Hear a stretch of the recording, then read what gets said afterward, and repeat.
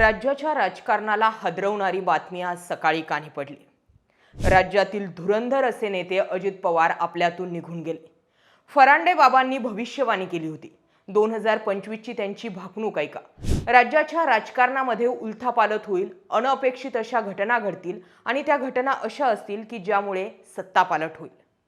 या सगळ्या घटनांमध्ये 2026चा जानेवारी हाच महिना सुरू आहे. आज तारीख आहे 28 जानेवारी आणि अजित पवार आपल्यातून निघून गेले. ही घटना कशी घडली, यामध्ये काय काय समोर आलंय ते आज समजून घेणं गरजेचं आहे. राज्याचे उपमुख्यमंत्री, राष्ट्रवादी काँग्रेसचे सर्वेसर्वा अजित पवार यांच्या विमानाला बारामती इथे मोठा अपघात झाला. या विमान अपघातात त्यांचा मृत्यू झाल्याची बातमी समोर आली. ताज्या अपडेट्सनुसार या विमान अपघातापर्यंत 6 जणांचा मृत्यू झाल्याची माहिती समोर येते. दादांना घेऊन जाणारं छोटं विमान हे जळून खाक झालंय. बारामती दौऱ्यासाठी ते आले होते. विमानतळाजवळच हे विमान कोसळलं. या अपघातात दादांचे 2 सहाय्यक, पायलट आणि इतर दोघांचा मृत्यू झाल्याची माहिती समोर आली आहे. या वृत्ताने राज्याला मोठा धक्का दिला.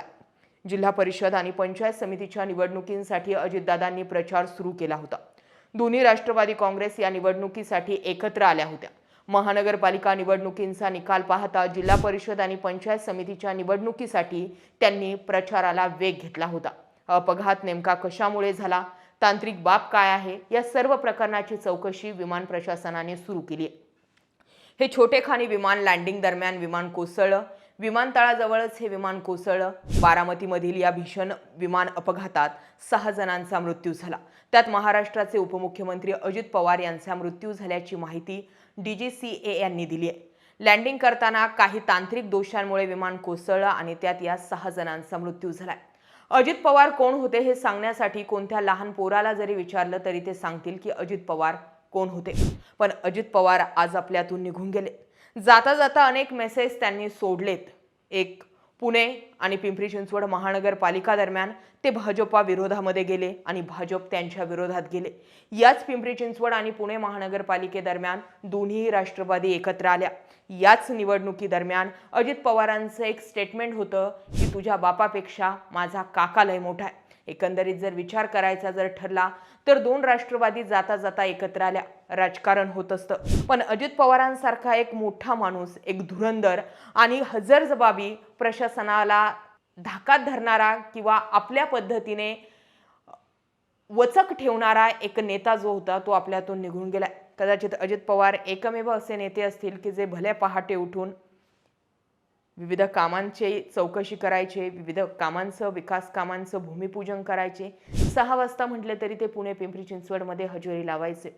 उपमुख्यमंत्री म्हणून त्यांनी हॅट्रिक केली होती. त्यांच्या नावावर उपमुख्यमंत्री पदाचे रेकॉर्ड राहिले. 2023ला केलेलं त्यांनी बंडखोरीनंतर 41 आपले निवडून आणलेले आमदार, या सगळ्या गोष्टी अजित पवारांचं एक वेगळं नेतृत्व प्रस्थापित करतात.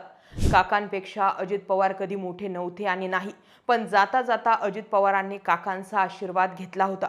राज्याच्या सगळ्या राजकारणामध्ये राजकीय गणितं कशी असतील, राष्ट्रवादी काँग्रेस हा पक्ष आता कुणाकडे जाईल, त्यावरती कोण मालकी हक्क लावणार, ते सत्तेत राहणार का, सत्तेतून बाहेर पडणार का, राज्याच्या राजकारणात सगळ्या उलथापालथी घडत राहतील.